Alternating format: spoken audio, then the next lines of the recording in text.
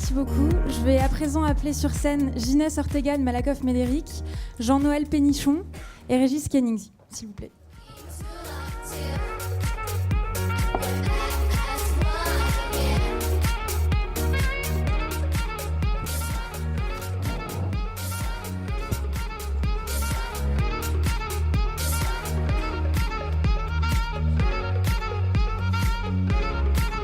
Je vous remercie à tous les trois d'être présents ce matin. Alors, vous représentez chacun un secteur d'activité différente. Ginès sur l'assurance, Jean-Noël sur la restauration rapide, Régis sur le retail et la grande distribution. Et pourtant, pour vous, le projet commun, c'est l'utilisation de la data, les enjeux d'utiliser une data pertinente, de l'extraire et de savoir l'utiliser. Est-ce que vous pouvez un petit peu nous parler des projets qui ont été mis en place respectivement Jean-Noël et Ginès? Jean-Noël. Alors nous, on est en fait vraiment les petits poussets. Ça fait 3 ans en fait qu'on commence à travailler ce sujet. En fait, le début de la réflexion, c'est de se dire qu'on n'avait aucun système de capture de données de nos consommateurs. On sert 2 millions de clients par jour en France.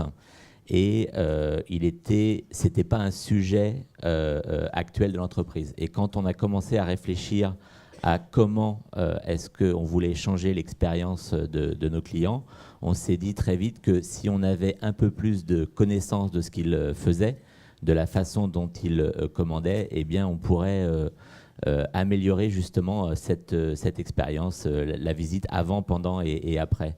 Et donc, naturellement, on s'est dit que la première chose pour faire ça, c'était de partir sur la commande en ligne, puisque c'était pour nous le moyen de commencer à capturer des données et de commencer à créer une base avec des informations qui nourrissaient. Et c'est comme ça, en fait, qu'on a fait naître le projet, à la fois pour apporter une nouvelle expérience, un nouveau service, mais aussi pour commencer, en fait, à pouvoir transformer la visite de nos clients. Et puis petit à petit, on a construit en fait là-dessus. On a emmené la possibilité de recevoir des offres locales et de changer sa façon de vivre l'expérience McDo. C'est pour nous la façon de construire en fait la donnée chez McDo. Donc notre seul objectif, c'est celui-ci, c'est-à-dire qu'on a un objectif d'améliorer, de transformer l'expérience. Je dirais que l'expérience ultime, c'est que demain, on puisse accueillir les clients par leur prénom dans le restaurant au lieu de les accueillir avec un numéro et de savoir quasiment à l'avance ce qu'ils vont vouloir, pas vouloir et changer dans leur visite. C'est un projet qui a mis combien de temps à peu près à mûrir et ensuite à être mis en place? Et quelles ont été les grandes difficultés? Alors, mûrir, ça a été assez rapide parce qu'on était prêt à avancer. Après, à être mis en place, on a démarré fin 2012, début 2013 à faire les premiers pilotes. Et c'est encore en train de se construire. C'est-à-dire qu'on est en train de continuer l'histoire. On ramène la partie fidélité qui n'existait pas pour l'instant là, dans quelques mois. Et donc, c'est vraiment Et alors aussi, le parti pris sur lequel on s'est dirigé, c'est que c'est 100% digital. C'est-à-dire qu'on ne fait rien de physique, c'est 100% digital. Ça a été le parti pris dès le départ. Parce que comme on arrivait un peu tard sur ces sujets par rapport à beaucoup de retailers, forcément, il fallait qu'on le fasse de façon un peu différente de ce qui se faisait déjà. Ginès, est-ce que ce discours et cette expérience te parlent? Comment est-ce que ça s'est passé de ton côté? Alors, de notre côté, en fait, le besoin, il est parti d'une logique de création de mécaniques relationnelles personnalisées et en fait lié à un besoin d'activer nos clients sur le digital. On avait créé en 2010 un espace client avec beaucoup de services personnalisés, segmentés en fonction des différents métiers représentés dans le groupe, la retraite, la santé, la prévoyance. Et donc on voulait justement activer tous ces clients, alors à la fois des clients individuels, des clients salariés, que ce soit à la fois sur la partie assurantielle ou sur la partie retraite. Donc à partir de là, le challenge a été déjà de récupérer des adresses mail pour activer toutes ces différentes populations, de créer des segments, de créer toutes des mécaniques personnalisées avec justement une dimension de récolte de données de plus en plus importante pour accompagner ce changement, accompagner cette migration digitale de nos clients, qui fait que là, en espace de 4-5 ans, on est passé de à peu près 100 000 inscrits à notre espace client à 1 300 000. Et donc en fait, ça a nécessité effectivement de croiser de plus en plus de données contractuelles, de données comportementales, de données déclaratives et de données sociodémo. Vous aviez mis des objectifs en place et du coup, est-ce qu'ils ont été atteints ? Alors, les objectifs, initialement, c'était plus dans une logique justement de migration digitale pour favoriser l'utilisation du self-care, l'utilisation de services digitaux. Et après, on a en fait transformé ce modèle en... une fois qu'en fait, les personnes étaient inscrites, on a bien vu qu'on avait une problématique de génération de trafic, puisque un self-care d'assureur, c'est pas un self-care de banque. On n'a pas une logique de récurrence de visite. Donc, il a fallu créer ces occasions de visite. Et créer ces occasions de visite, ça a été de créer des triggers, ça a été de créer des mécaniques relationnelles justement pour accompagner cette montée en puissance. Très bien. Régis, en préparant le panel, tu me disais qu'il y avait encore beaucoup de freins dans les entreprises justement à l'utilisation de la data. Est-ce que tu peux nous donner un peu ta vision sur ces freins justement ? Alors, je pense que les freins sont aujourd'hui de deux ordres, d'ordre des connaissances des employés d'une manière générale et puis organisationnel. Le premier frein, c'est au niveau des connaissances. On voit qu'aujourd'hui, tous ces sujets de data nécessitent de nouvelles connaissances, d'appréhender la data correctement. Et au niveau des décideurs, je pense que la plupart des décideurs dans les entreprises aujourd'hui n'ont pas forcément connaissance de qu'est-ce qu'on peut faire aujourd'hui si on dispose des données, si on dispose des algorithmes de machine learning, par exemple. Parce que toutes ces choses-là sont nouvelles et il y a encore besoin de beaucoup les démocratiser auprès de l'ensemble des décideurs. Alors ça, c'est pour les décideurs. Ensuite, on a de la même manière au niveau des équipes informatiques, toutes les technologies qui sous-tendent l'utilisation des données, ce sont des choses quand même, je dirais pas nouvelles parce que ça a plusieurs dizaines d'années maintenant, mais qui sont mal appréhendées par l'ensemble des équipes en place. Et ce qui fait que quand un décideur qui, lui, pourrait avoir... conscience de son besoin et savoir ce qu'on peut faire quand il va voir son DSI en général, c'est des projets qui coûtent une fortune parce que les DSI ne connaissent pas les technologies qui permettent de faire ces projets-là à des coûts acceptables, raisonnables, qui garantissent un ROI. Donc voilà sur l'aspect connaissance, à la fois des décideurs et des DSI au sens large. Et après, moi je trouve que le deuxième frein, c'est un réel frein organisationnel, parce qu'on voit que la plupart des projets, ceux qui génèrent le plus de valeur, sont des projets qui utilisent des données qui viennent de différents silos de l'entreprise et de différentes pratiques de l'entreprise et qui mettent ces données-là ensemble pour créer des nouveaux services, pour vraiment créer de la valeur pour le client. Et nos organisations, aujourd'hui, malheureusement, ne sont pas organisées comme ça. On a beaucoup de fonctionnement en silo. Chaque organisation, sous-organisation, garde les données pour elle. Et on a un vrai challenge, je pense, dans les années à venir, pour dépasser ça et réellement créer de la valeur en croisant les données entre les différents silos qui existent aujourd'hui dans les entreprises. Est-ce que vous avez rencontré ce type de difficultés, Jean-Noël, Régis ? Alors, nous, oui, clairement, en fait, dans toutes les grosses sociétés, on rencontre à peu près les mêmes soucis, notamment le problème de silotage. Le gros avantage, c'est que comme on démarrait, c'était plus facile. C'est-à-dire que en 2010, j'avais passé beaucoup de temps avec un grand nombre de sociétés et j'avais compris une chose, c'était que leur cauchemar, c'était les 17 bases de données réparties dans à peu près 27 silos. Et donc, la chance qu'on a eue pour éviter ce côté-là, c'est que comme on commençait, on a tout de suite empêché que pour tel jeu, on crée une autre base, que pour telle partie, on crée un autre système. Et donc, aujourd'hui, ce qu'on appelle le compte McDo, qui a plusieurs millions d'abonnés, c'est ce qui sert pour tout. Si vous voulez faire un jeu, quand on fait des jeux, c'est exactement ce même compte qui sert pour commander, pour recevoir des offres, pour être fidélisé, pour jouer, pour l'ensemble des informations que vous voulez avoir avec McDo. Donc ça, c'était notre chance. Après, je dirais que sur les données internes, on est à peu près dans la même problématique et souvent, je suis assez étonné de voir que, par exemple, pour la liste des équipements dans les restaurants, il y a à peu près 7 ou 8 bases et qu'on n'a pas tout à fait les mêmes informations. C'est assez... Donc, on a encore un travail sur cette partie de la donnée important à faire pour justement rassembler. Ça, c'est le frein numéro 1, ça c'est sûr. Et Ginès, vous, du coup, vous avez dû aussi aller voir le DSI et former les équipes en interne, les décideurs aussi. En fait, on est parti sur une approche un peu différente. C'est-à-dire que la donnée dans une compagnie d'assurance, je pense que c'est au cœur de l'activité. Hein. Les actuaires ils manipulent la data depuis des dizaines d'années. Donc c'est pas nouveau. Là, ce qu'on a essayé d'apporter, en tout cas, c'était de manipuler cette donnée pour avoir une vision client agrégée, une vision client individu. Alors qu'on est une structure qui est très orientée sur le collectif, sur l'entreprise. Là, le but, c'était vraiment de déclencher une tentative de créer, de consolider une vision 360 du client final en B2C et en B2B2C. Alors justement, vous avez mis en place des triggers à la fois digitaux et multicanal. Est-ce que vous pouvez un petit peu nous en parler pour vous m'expliquer que du coup ça vous avait permis d'avoir une communication, une stratégie en tout cas plus agile, plus personnalisée? Oui, tout à fait.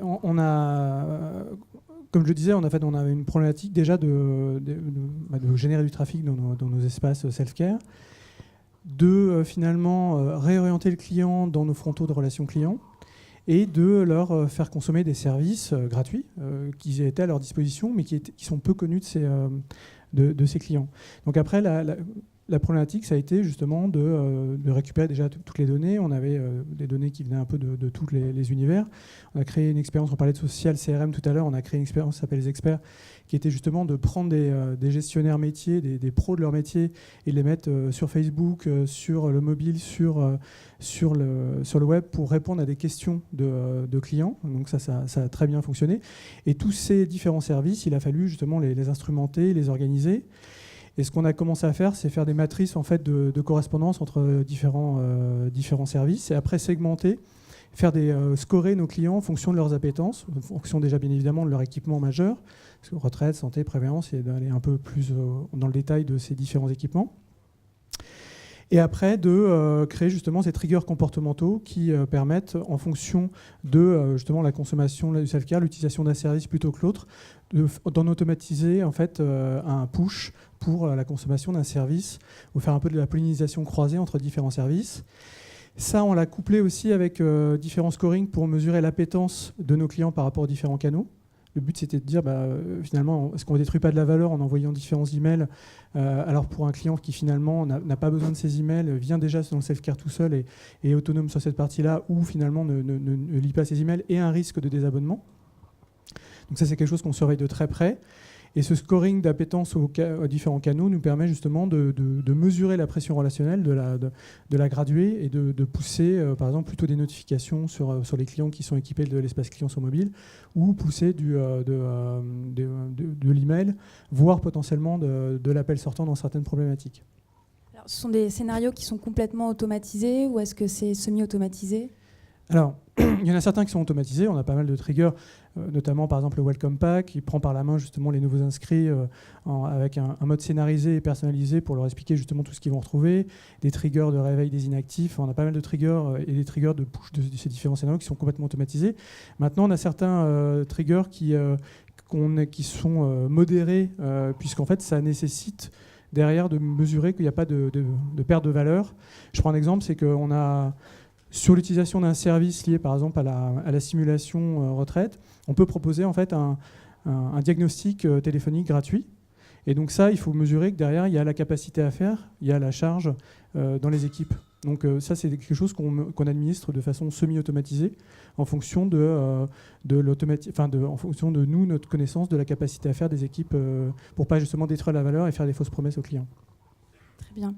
Jean-Noël, tu disais tout à l'heure que vous aviez misé complètement sur le digital, et justement avec cette approche Web to Store, et notamment avec l'application GoMcDo. Est-ce que tu peux revenir sur les grandes étapes, les grands challenges ? En fait, on a suivi. Donc, la première étape, ça a été clairement de faire en sorte de casser les silos et de mettre tout le monde autour de la table, parce que forcément, ça intéresse grosso modo l'ensemble des départements de l'entreprise.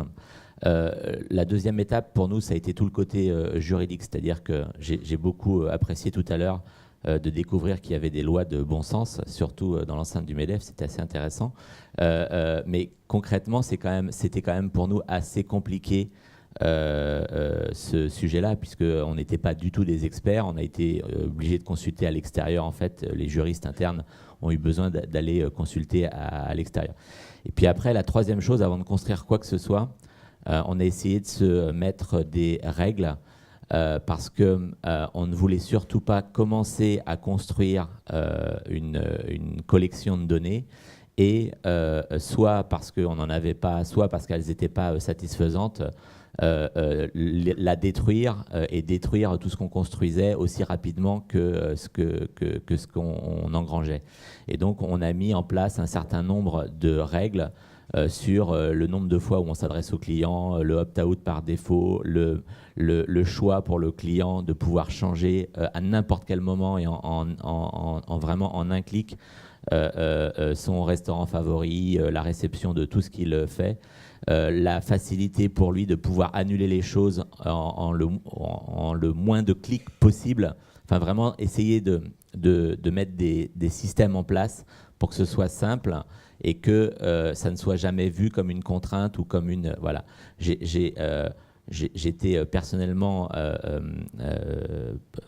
très poussif derrière ce sujet parce que j'étais harcelé par certaines entreprises 7 ou 8 fois par jour et j'avais vraiment pas envie que notre marque soit exposée de cette manière-là, surtout quand on démarrait dans cet univers. Et puis après, on a commencé à faire donc on a posé la vision complète d'où est-ce qu'on voulait arriver. Et puis on a commencé à construire la partie commande en ligne, puis la partie page locale, puis la partie offre locale, puis la partie fidélité nationale, puis maintenant la partie fidélité locale. Et toujours en associant le national et le local. On est un réseau de franchises, on a 1300 restaurants, un peu plus de 300 franchisés.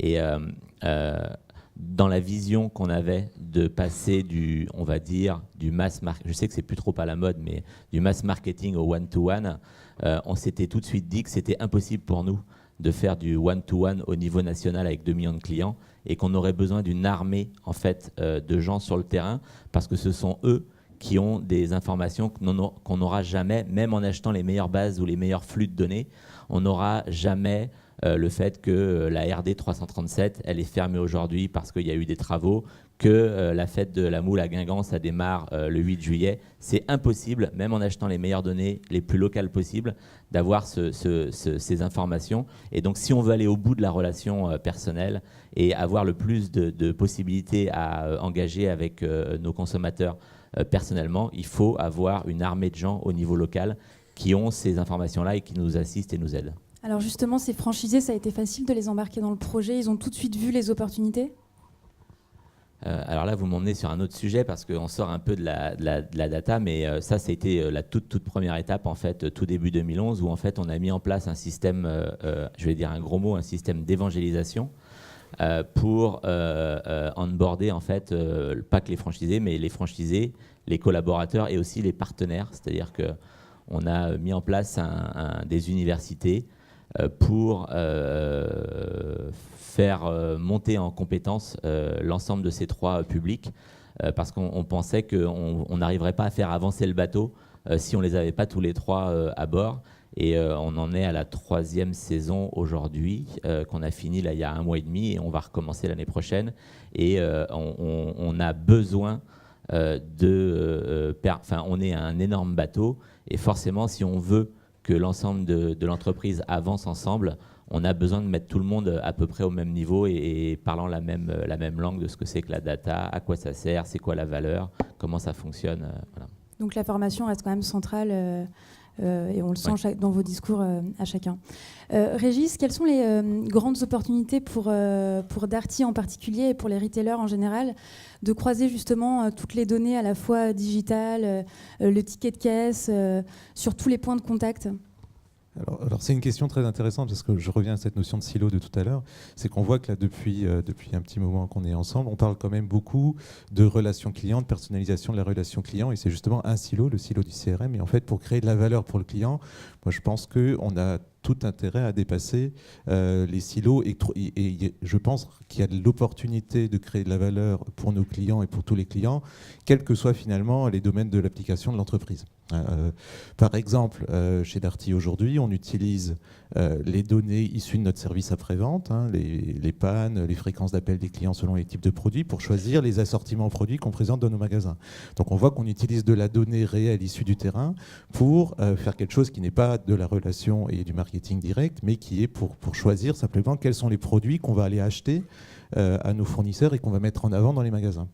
De la même manière, on peut imaginer, on a tous des serveurs vocaux, par exemple, en termes de relations clients, où il y a appuyer sur 1 si vous voulez ça, appuyer sur 2 si vous voulez ça. Quand on utilise des algorithmes de machine learning, c'est quelque chose qu'on est en train de regarder, on peut très bien imaginer, ou je suis quasiment certain qu'on peut identifier à 80%, dans 80% des cas, la raison de l'appel du client.